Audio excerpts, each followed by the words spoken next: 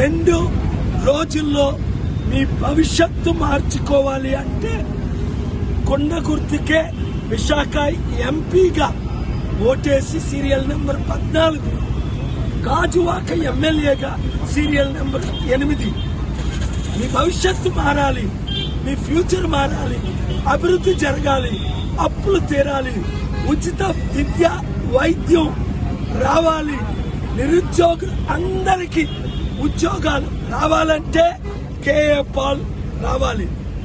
Cycle accident అయి 1000 మంది చనిపోయారు. ఫ్యాన్కు ఉరేసుకొని 1000 మంది చనిపోయారు.